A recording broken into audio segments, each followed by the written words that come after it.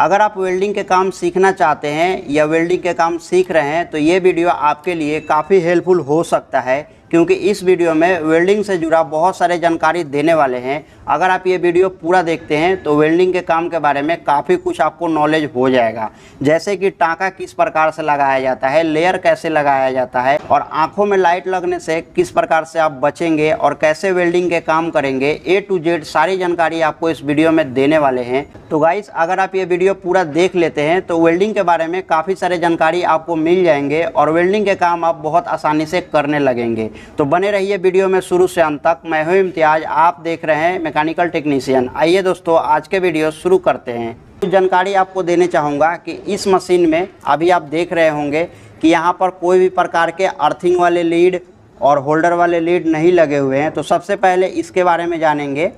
ये वाले हमारे अर्थिंग वाले लीड है। तो अर्थिंग वाले लीड को यहाँ पर माइनस लिखा हुआ है, आप देख रहे होंगे। ये माइनस वाले पॉइंट में इसको आपको लगा देना है कुछ इस प्रकार से। इसमें फिट करके क्लॉकवाइज आपको घुमाएंगे, तो क्लॉकवाइज घुमाते ही यहाँ पर ये फिट हो जाएगा। उसके बाद हमें इसमें ये होल्डर वाले लीड को फिट करने होंगे। तो इसको फिट करने के लिए यहाँ पर भी एक घुंडी दिया हुआ है, तो इस घुंडी को मैच करके इसके अंदर लगाएंगे और इसको भी क्लॉकवाइज घुमा के इस प्रकार से फिट कर देंगे, तो ये बहुत आसानी से फिट हो जाएगा। तो देखिए हमारे यहाँ पर फिट हो गया है। बाकी ये जो मशीन है इसमें आप करंट को कम ज़्यादा कर सकते हैं इस वॉल्यूम की मदद से। यहाँ पर ये जो इंडिकेटर है ये पावर इंडिकेटर है। अगर आपकी ये मशीन ज़्यादा करंट लेती है या कोई फॉल्ट होता है तो यहाँ पर ओवर करंट की इंडिकेशन भी शो होगा। ये जो मीटर है इस मीटर में आपको एम्पेयर सेट होगा, आपने जितने भी एम्पेयर सेट किया होगा इस वॉल्यूम के मदद से। उसके बाद मशीन के पीछे में यहाँ पर आपको पावर बटन मिल जाते हैं मशीन को बंद चालू करने के लिए। तो इस बटन के मदद से आप मशीन को बंद चालू कर सकते हैं। जब आप चालू करेंगे आपके ये वाले कूलिंग फैन चलने चाहिए। और जब भी आप इस मशीन से वेल्डिंग करते हैं तो इस मशीन को किसी ऐसे जगह रखें जो कि चारों तरफ से इसमें हवा लगे, क्योंकि ये IC वाली मशीन होती है तो इसको ठंडा करने की ज़्यादा ज़रूरत पड़ती है। तो इस चीज़ को आपको ध्यान रखें, किसी ऐसे गर्म जगह पर इस मशीन को रख के वेल्डिंग के काम ना करें, बस खुले जगह में आप काम करें ताकि मशीन में चारों तरफ से हवा लगती रहे। तो सारे कुछ तो मैंने आपको बता दिए मोटे मोटे चीज़, जो कि वेल्डिंग करने से पहले इन सब बातों को ध्यान रखा जाता है। तो अब हम आपको दिखाते हैं कि किस प्रकार से आप टाँका मारेंगे और कैसे लेयर लगाएंगे। तो सबसे पहले ये जो पावर केबल है, इस पावर केबल को हमने यहाँ पर बोर्ड में इंसर्ट कर दिया है और वहाँ पर स्विच मार दिया है। अब हम मशीन को करते हैं ऑन। तो मशीन को ऑन करने के लिए ये वाले जो स्विच दिए हुए हैं इसको चालू करते हैं। ये वाले स्विच को ऑन किए, हमारे मशीन में पावर ऑन हो गए और ये कूलिंग फैन हमारा चलना शुरू हो गया है। अब आपको सामने के दिखाते हैं। तो यहाँ पर देखिए नंबर सेट हो रहा है। तो इस मशीन में आप 10 नंबर या 12 नंबर रॉड को यूज कर सकते हैं, और मैं आपको रिकमेंड करूँगा कि इससे ज़्यादा मोटी रॉड आप यूज ना करें। तो हमारे पास अभी 10 नंबर रॉड है। तो गाइस, यहाँ पर अभी हमारा 20 एम्पेयर सेट है और यहाँ पर पावर वाले इंडिकेशन शो हो रहे हैं। तो हम यहाँ पर करंट को 150 कर लेंगे। जैसे कि हमारे पास यहाँ पर जो हमारे पास 12 नंबर रॉड है तो इसको हम यूज करके आपको दिखाएंगे। आप चाहें तो 10 नंबर भी यूज कर सकते हैं, लेकिन इस मशीन में 10 नंबर 12 नंबर रॉड बहुत आसानी से चल जाता है और हम आपको 12 नंबर रॉड से यूज करके दिखाएंगे। तो इस रॉड को चलाने के लिए आपको यहाँ पर करंट रेंज सेट करना होगा। तो करंट रेंज सेट करने के लिए एक तो बेहतर तरीका ये है कि आप जो वेल्डिंग रॉड के पैकेट होते हैं उस रॉड के ऊपर में लिखा होता है जितने नंबर रॉड होता है उतने नंबर तक का आप करंट रेंज सेट कर सकते हैं। देखिए गाइस, हमारे पास यहाँ पर वेल्डिंग रॉड है और यहाँ पर वेल्डिंग रॉड के करंट रेंज लिखा हुआ है। जैसे कि आप AC या DC किसी में भी चला रहे हैं। तो हमारे ये वाले जो वेल्डिंग मशीन है ये इन्वर्टर टेक्नोलॉजी है, मतलब ये DC करंट से चलता है।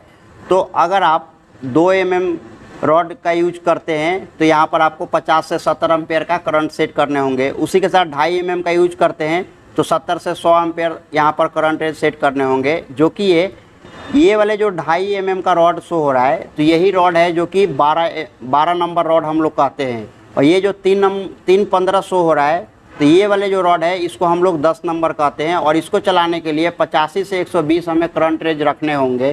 तो हम यहाँ पर बाकी और भी बहुत सारे रॉड के नंबर लिखे हुए हैं और उनके करंट रेंज लिखे हुए हैं। तो हम यहाँ पर क्या करेंगे कि ये 2.5 mm वाला रॉड को यूज करेंगे। तो 70 से 100 एम्पेयर के बीच में करंट रेंज रखेंगे।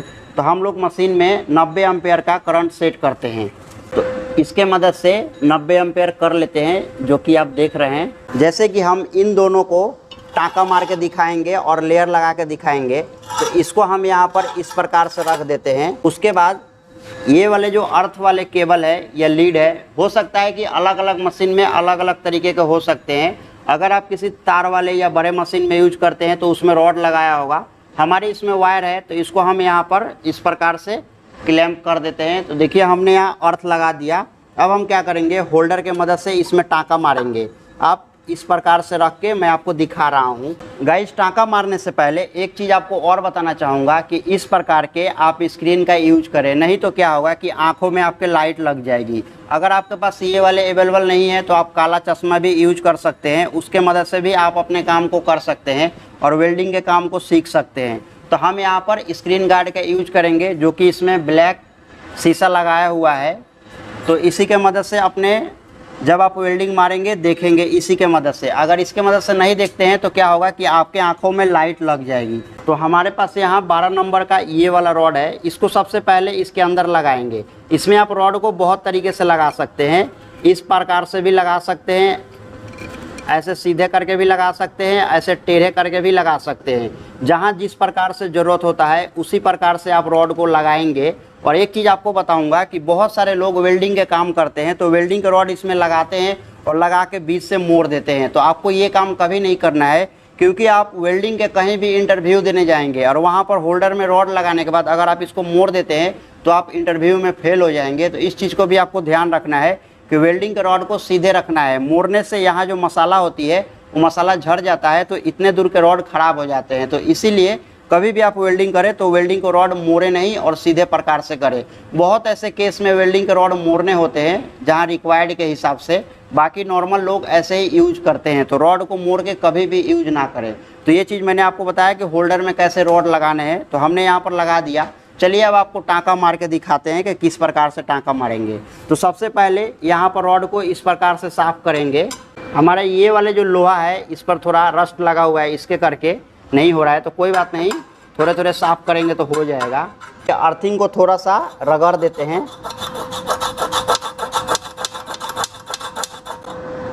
रगड़ दिए। अब चलिए देखते हैं काम करता है कि नहीं।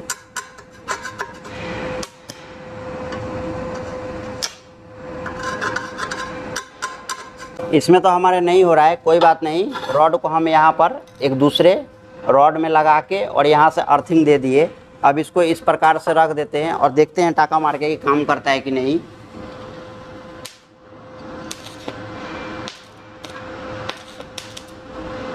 दोस्तों एक चीज़ आपको और बताना चाहूँगा, वेल्डिंग तभी आप बढ़िया कर सकते हैं जब आप इसके अर्थिंग मजबूत करेंगे।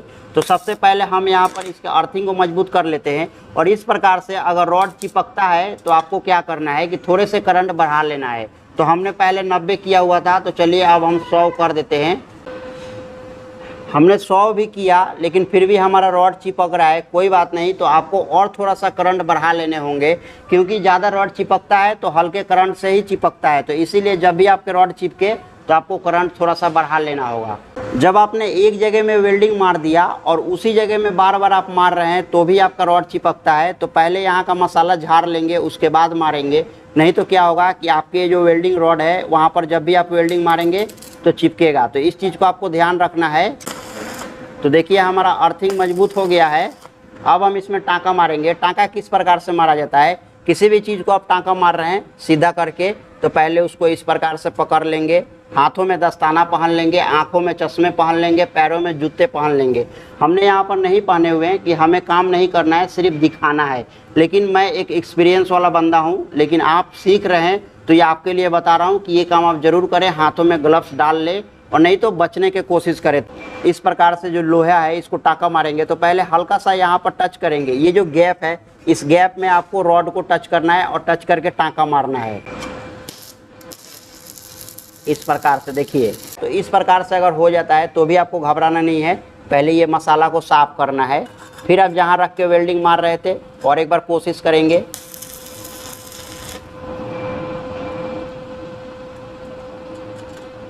देखिए फिर भी नहीं लगा हमारा, कोई बात नहीं, ये मटेरियल थोड़ा हेवी है इसीलिए। अब आपको मार के दिखाते हैं।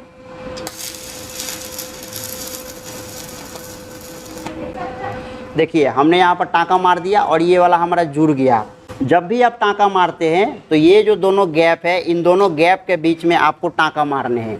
जैसे कि मैं आपको साफ करके दिखाता हूँ।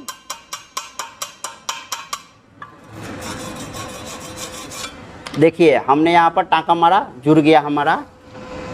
और एक बार मार के दिखाते हैं। ये जो दोनों गैप है, इस दोनों गैप में मार के थोड़ा सा होल्डर को होल्ड करके रखेंगे, तभी आपका टाँका लगेगा। फिर से एक बार मारते हैं।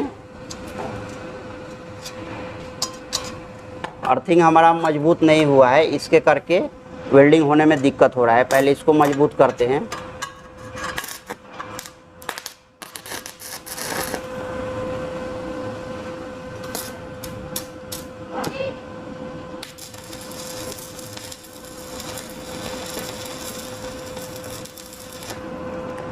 देखिए हमने यहाँ पर एक टाँका और लगाया। जब भी आप टाँका लगाते हैं तो ऐसा नहीं करना है कि ऐसे रख के स्पार्क कर देना है, नहीं, थोड़े से आपको होल्ड करना है। होल्ड करेंगे तभी आपका टाँका लगेगा। तो देखिए हमने टाँका लगाया और बहुत बेहतरीन तरीके से हमारा यहाँ पर टाँका लगा है। चलिए अब आपको लेयर लगा के दिखाते हैं। तो लेयर लगाने के लिए क्या करना है कि इसी बीच में आपको वेल्डिंग करते हुए आना है। तो होल्डर को होल्ड करते हुए आना है। चलिए आपको लेयर लगा के और दिखाते हैं। जैसे मैंने आपको बताया टाँका मारने के लिए, बिल्कुल लेयर भी उसी प्रकार से लगाने, इसी बीच में लगाते हुए आना है।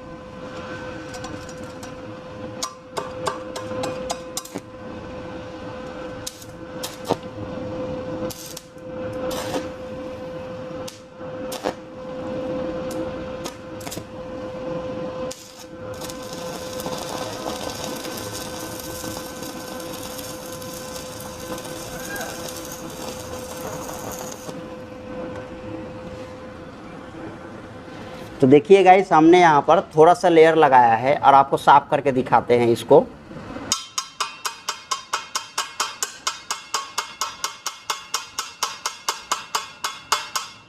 देखिए कितने बेहतरीन तरीके से हमारा लेयर लगा है। अगर आपको डाउट होता है कि आपके लेयर सही नहीं है तो आप बार बार इस पर वेल्डिंग करके और सीख सकते हैं और प्रैक्टिस कर सकते हैं। क्योंकि जब आप नए नए काम सीखेंगे ना तो आपको काफ़ी सारे दिक्कत आएंगे टाँका मारने में, लेयर लगाने में।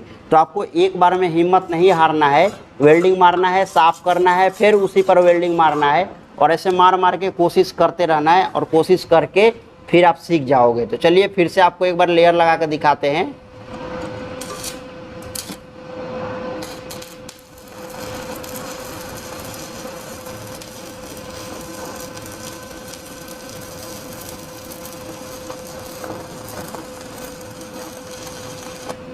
तो देखिए गाइस हमने दोबारा मारे हैं।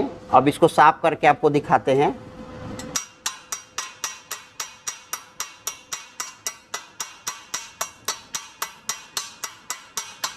और ये हमारा काफ़ी बेहतरीन टाँका भी लगा है और लेयर भी लगा है। तो इस प्रकार से आप अगर नए काम सीख रहे हैं तो बार बार प्रैक्टिस करके आप सीख सकते हैं टाँका मारना, लेयर लगाना।